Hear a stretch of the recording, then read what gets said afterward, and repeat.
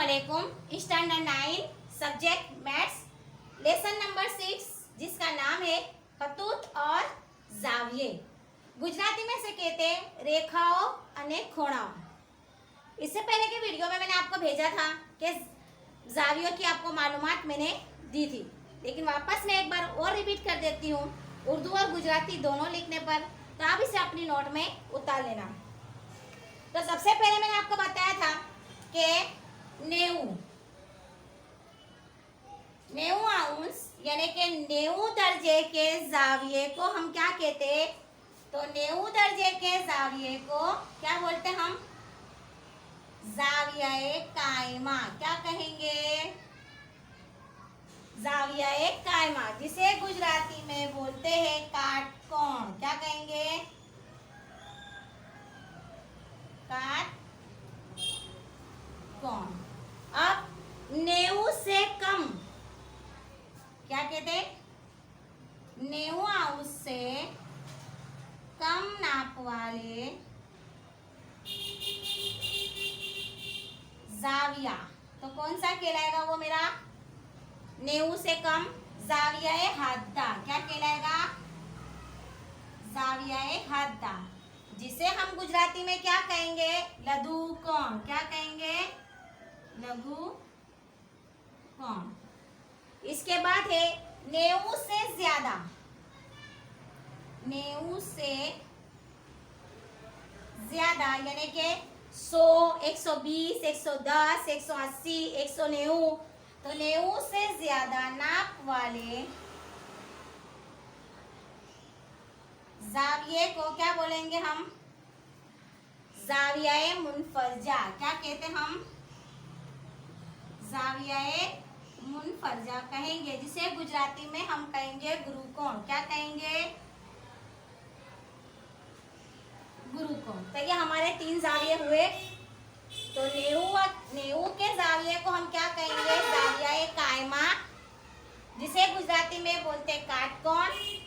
90 से कम नाप वाले यानी कि 60, 70, 80, तो उसको हम बोलेंगे जाविया हद्दा, जिसे गुजराती में बोलते लघु कोण।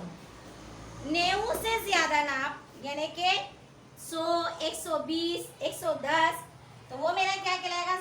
जाविया मुनफरजा, जिसे हम गुजराती में कहते हैं गुरुकोण। अब इसके बाद हम देखेंगे खते खत किरण किसे कहते हैं, उसके बारे में हम जानकारी हासिल करेंगे।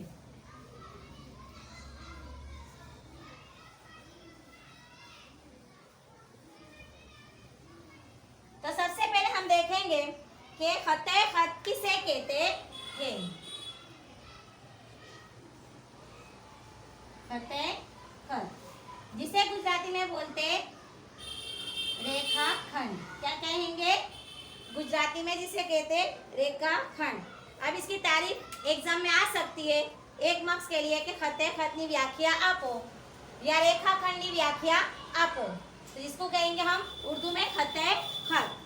तो इसकी हम तारीफ लिखेंगे कि खत का वो हिस्सा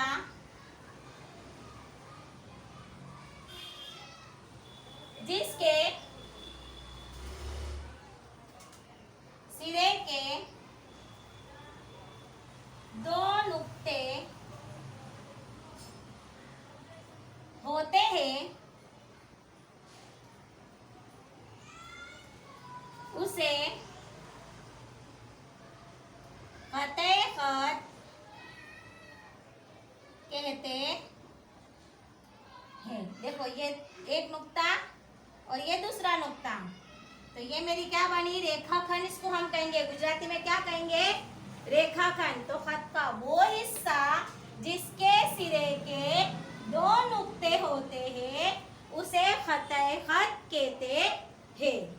इसके बाद हम तारीफ देखेंगे किरण, जिसको हम उर्दू में कहेंगे शुआ भी कह सकते हैं, लेकिन हम क्या कहेंगे? किरण कहेंगे।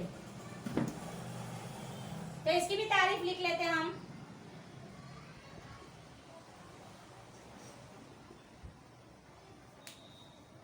एक खत का वो हिस्सा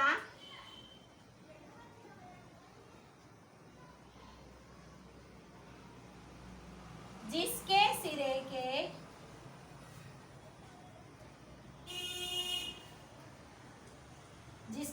का सिर्फ एक नुक्ता होता है, सिर्फ एक नुक्ता होता है, उसे क्या कहते हैं? किरण कहते हैं।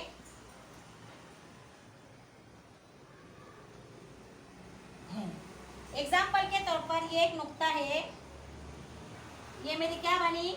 किरण बनी। क्या बनी है? किरण।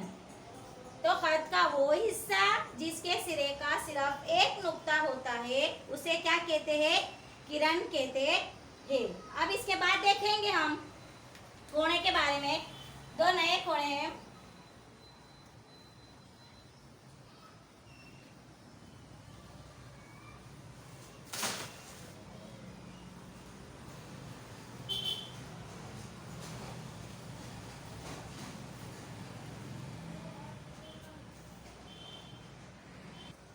अब हम देखेंगे कोणा ज़ावियाए माकूस। क्या कहेंगे? ज़ावियाए माकूस की तारीफ हम लिखेंगे। ज़ावियाए माकूस, जिसको गुजराती में हम कहेंगे विपरीत कोण।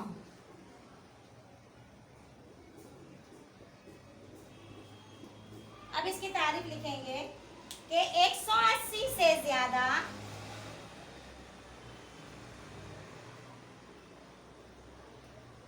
और 360 से कम नाप वाले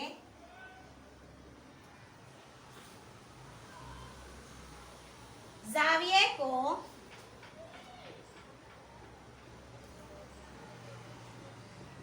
ज़ावियाए माकूस कहते हैं। विपरीत कोण कहेવામાં આવે છે,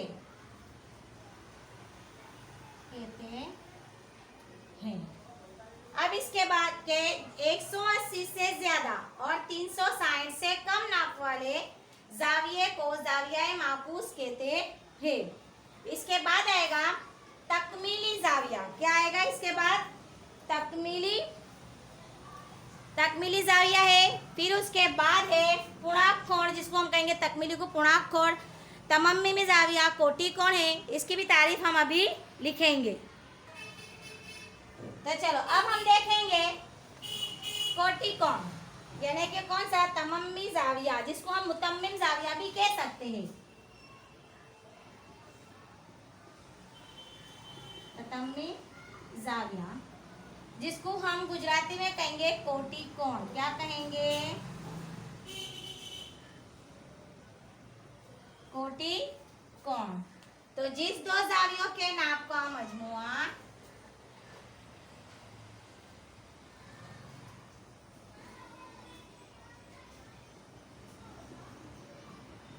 नाप का मजमुआ कितना होए? 90 अंश होता है, उसे तमम्मी ज़ाविया यानी के कोटि कोण कहते हैं। यानी कि 90 किस तरह से? देखो मैं बताती हूँ आपको कि जिस दो ज़ावियों का फर्ज करो कि मेरे पास ये है, इसका नाम ए, बी, सी और डी। इसका माप अगर मैं 30 देती हूँ और इसका माप मैं देती हूँ 60, तो मेरे पास दो ज़ाविया मिलकर एक ज़ाविया बनेगा। तो मेरे पास दो ज़ाविया कौन से होंगे? ए, बी, डी। और जो दूसरा ज़ाविया होएगा वो मेरे पास डी, बी, सी। ये दो ज़ाविये जब मिलेंगे तो मेरा बनेगा ए, बी, सी। समझ पड़ी? तो हम इसके तरह का हिसाब को हल करेंगे कि हमारा जवाब ये एक दूसरे का कोटि कोण है। तो मेरे पास पहला ज़ाविया है एंगल, इसको एंगल बोलते हैं इंग्लिश में, गुजराती में इसको खूणो कहेंगे और उर्दू में इसको हम ज़ाविया कहते हैं। तो ज़ाविया A, B, D plus D, B, C, D, B, C is equal to कौन सा ज़ाविया मेरे को मिलेगा? ए, बी, सी मिला। चलो ज़ाविया ए, बी, डी कितने माप का है? 30 का है, प्लस जाविया डी बी सी कितने माप का है? 60 का है, और 30 और 60 इज इक्वल टू कितना हो गया? 90 अंश हुआ। यानी कि ये एक दूसरे के कोटिकोण कहलाएंगे। तो जिस दो जावियों के नाप का मजमुआ 90 होता है उसे ततम्मी जाविया कहते हैं, या मुतम्मिम जाविया भी हम कह सकते हैं, जिसको गुजराती में कहेंगे कोटिकोण। अब इसके बाद का हम देखेंगे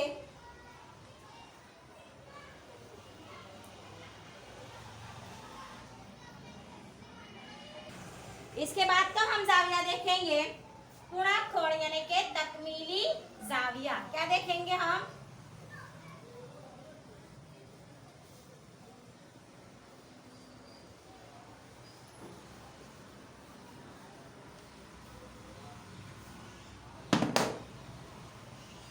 तकमीली जाविया।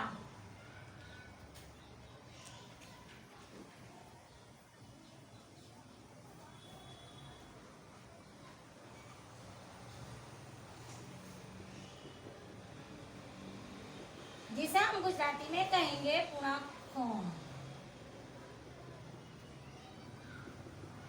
तो इसकी हम तारीफ देखेंगे कि जिस दो जावियों के नाप का मजमुआ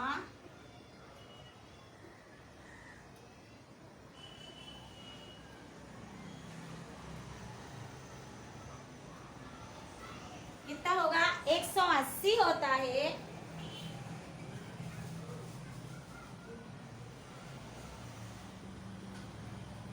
उसे तकमीली जाविया कहते हैं। मैंने इससे पहले आपको जो मिसाल हल करवाई थी कोटिकोण की, उसी तरह है ये भी, लेकिन उसमें क्या था कि दो जावियों के नाप का मजमुआ 90 होता है। इसमें क्या है कि दो जावियों के नाप का मजमुआ 180 होता है, तो उसको हम क्या कहते हैं? तकमीली जाविया कहते हैं। अब इसके बाद है कि खती जोड़। तो याद रहे कि खती जोड़ भी हमारे कितने की होगी? खती जाविया, जिसको हम कहेंगे रैखिक जोड़। तो रैखिक जोड़ भी हमेशा कितने की होती है? 180 की होती है। याद रहे कितने की रहती है? 180 की। मैं आपको बताती कि रैखिक जोड़ किसे कहते हैं। चलो ये मेरे पास एक है,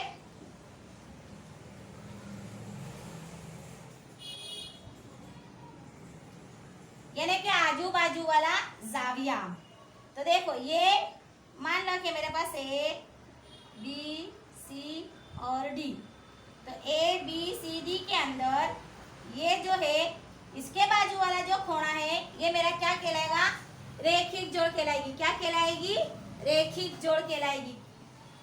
तो ए यहाँ मैं दे देती हूँ, ओ नाम दे देती हूँ, ए ओ बी और ए ओ डी, यानी कि हमको क्या याद रखना है? आजू बाजू वाले। आजू बाजू यानी कि खती जाविया जो कहलाएगा। आजू बाजू वाले जो जाविये होंगे वो क्या कहलाएंगे? खती जोड़, जिसको गुजराती में हम कहेंगे रैखिक जोड़, और जिसका माप कितना होगा? 180। याद रहे कि तकमीली जाविया यानी कि पूर्णांक कोण का नाप भी 180 और खती जोड़ का नाप भी कितना होता है? 180 होता है। अब इसके बाद हम एक और जाविया देखेंगे जिसको हम कहेंगे मुकाबिल जाविये। क्या कहेंगे हम? मुकाबिल जाविये। बिन मुकाबिल भी कह सकते हैं और मुकाबिल जाविया भी कह सकते हैं, जिसको हम गुजराती में बोलेंगे अभिकोण। क्या कहेंगे? तो ये अभिकोण जाविये हमको कैसे मिलेंगे? इसके अलावा भी हम पहले पढ़ चुके हैं नजीरी जाविये, मुकाबिल जाविये, खती जाविये। तो अभिकोण के अंदर क्या होता है? देखो मैं आपको बताती हूँ कि अभिकोण कैसे बनेगा।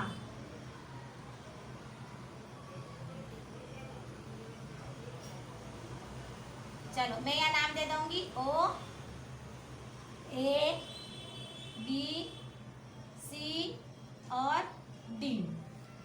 तो मुकाबिल जावियों यानी कि अभिकोण को हमको याद रखने के लिए आमने सामने के जाविये, कौन से? आमने सामने के जाविये। जैसा ऐसी हमको कितनी जोड़ मिलेगी, 2 जोड़ मिलेगी।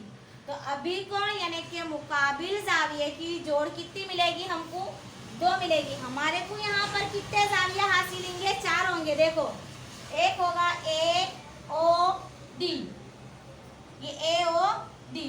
दूसरा होगा डी ओ बी। तीसरा होगा बी ओ सी। और चौथा होगा ए ओ सी। ऐसे 4 हमको जाविया हासिल होंगे। उस जावियों के अंदर से अभिकोण यानी के मुकाबिल जाविये की जोड़ हमको कितनी मिलेगी, 2 मिलेगी।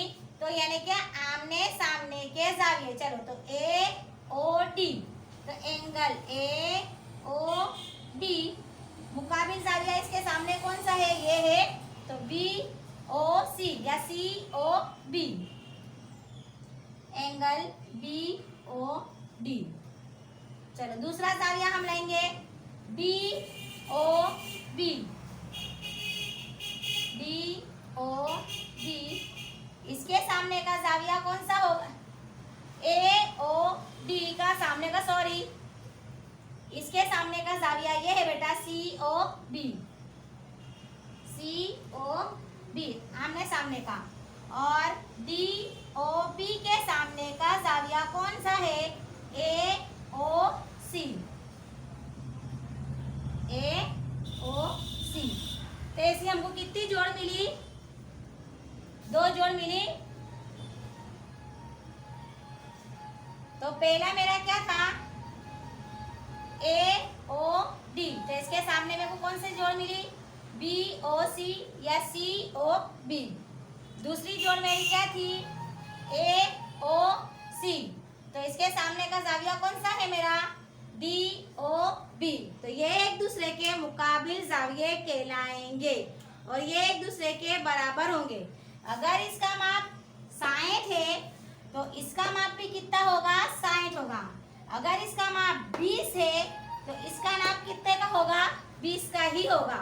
तो आमने सामने के जाविये याद रहे कि वो मुकाबिल जाविये कहलाएंगे और आजू बाजू के जो जाविये है वो कौन सी जोड़ कहलाएगी, खती जोड़ कहलाएगी। अब इसके बाद जो नजीरी जाविये आएंगे वो हम आगे देखेंगे। अभी हम सिर्फ इसके हिसाब को अगले पीरियड में हल करेंगे।